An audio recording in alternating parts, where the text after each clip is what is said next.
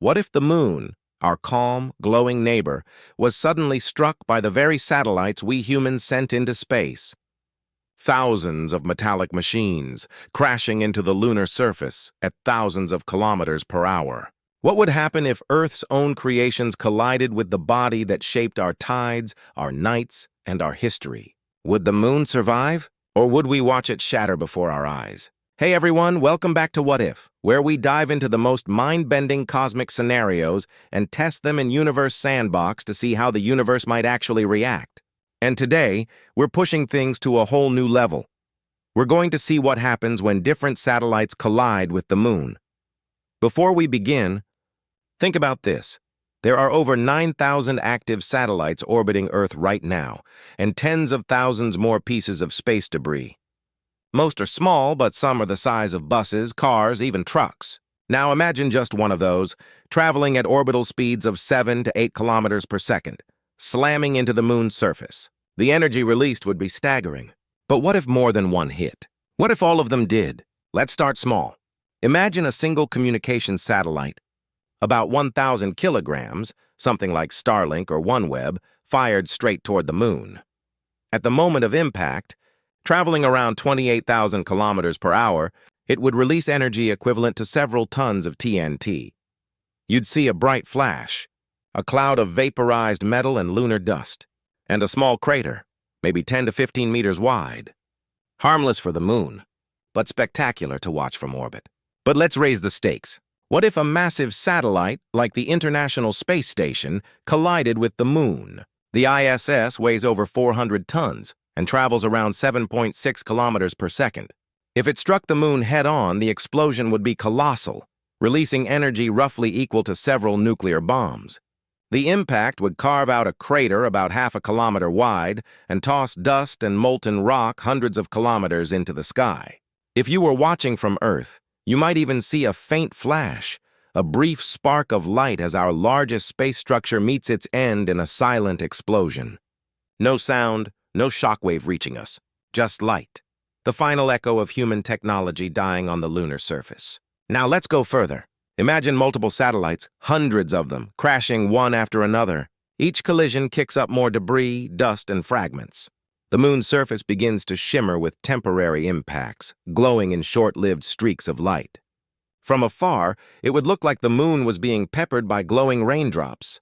For hours, maybe even days, it would sparkle in the darkness, a man-made meteor storm against our oldest celestial companion. But what if something larger hit? Let's simulate a decommissioned rocket stage, say a 15-ton Falcon 9 booster. Hitting the moon at orbital speeds would release about 200 gigajoules of energy, equivalent to roughly 50 tons of TNT. The crater would stretch around 100 meters wide, scattering debris across several kilometers. In Universe Sandbox, you'd see the surface flash orange and red, melt for a few seconds, then cool into a fresh, dark scar. Now multiply that by thousands.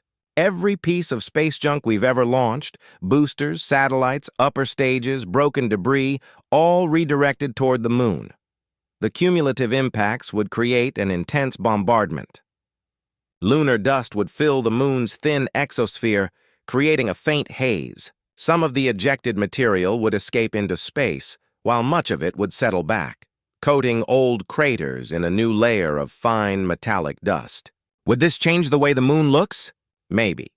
Over time, these micro-collisions could slightly alter the reflectivity, or albedo, of the lunar surface. The moon might appear a bit darker or show new bright patches visible through telescopes, but it wouldn't be destroyed. The moon is massive, 7.35 x 1022 kilograms, far beyond what human-made objects could seriously damage.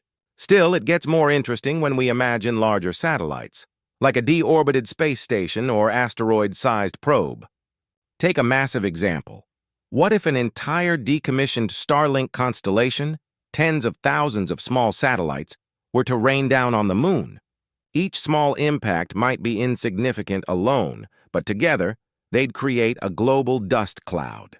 The impacts could momentarily brighten the lunar surface as sunlight reflects off the fine dust in orbit, creating what astronomers call a transient lunar phenomenon. The moon would seem to shimmer or glow faintly for hours. But could these collisions cause pieces of the moon to break away or escape its gravity? The short answer, no. Even our largest satellites are microscopic compared to the moon's mass. To truly knock chunks off, we'd need something the size of a small asteroid, at least a kilometer wide, moving at tens of kilometers per second. Yet here's the fascinating twist. These impacts could actually help science. When a satellite crashes, it exposes new subsurface layers, vaporizes rock, and leaves behind ejecta patterns that scientists can study to understand the moon's composition. NASA's L-Cross mission in 2009 did exactly this, intentionally crashing a rocket stage into a lunar crater to study the water ice hidden below. So, in a strange way, our collisions could make the moon more valuable for exploration, revealing secrets buried for billions of years. Now imagine for a moment if something went wrong, if one of these collisions accidentally altered the moon's orbit. Could that even happen? Thankfully, not even close. The momentum of a satellite impact is too small to make a measurable change. To noticeably shift the moon's orbit, you'd need energy equivalent to billions of nuclear bombs, far beyond anything humanity could produce. The moon would shrug it off like a grain of sand hitting a mountain. But what about the visual effect? What would it look like from Earth if thousands of satellites struck at once? In Universe Sandbox, you'd see a slow-motion ballet of destruction.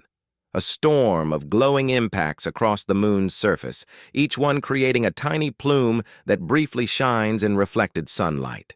It would be terrifyingly beautiful, like fireworks in the silence of space. The dust clouds would rise and settle over hours, eventually dispersing into nothingness. And here's the haunting part. While the moon would survive, our skies wouldn't look the same. After such a massive collision event, space around the moon could become filled with reflective debris.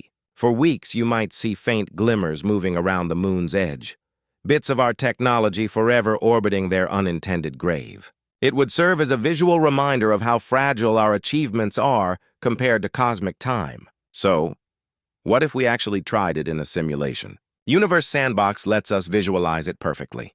The moment the first satellite hits, you'd see small dust rings expanding outward. Then hundreds more impacts trigger chain reactions, glowing scars dotting the lunar surface. Temperature spikes show up as red hotspots, then fade into cool gray. The moon's gravity pulls back the dust, creating waves of ejecta that fall like slow-motion rain. Eventually, the bombardment stops. The moon, scarred, darker but still whole, spins silently through space. Humanity's greatest machines lie shattered on its surface, frozen forever in time. From Earth, it looks unchanged. But through a telescope, you'd see new scars, a permanent mark of our presence in the cosmos. And maybe that's the real takeaway. The moon has survived billions of years of asteroid impacts, and it would survive us too. But the thought of all our satellites, our technology, our progress, ending in dust on the same world that guided humanity for millennia, that's humbling. So next time you look up at the moon, imagine it not as a distant rock, but as a silent witness to everything we've ever launched, everything we've ever dreamed. Because one day, if we're not careful, our creations might come home, not to orbit Earth, but to crash on the world that's always watched over us. Thanks for watching, explorers. If you enjoyed this journey into cosmic destruction, don't forget to like, share, and subscribe for more what-if simulations. Until next time, keep wondering, keep watching, and remember, in the universe, even the smallest impact can leave a mark that lasts forever.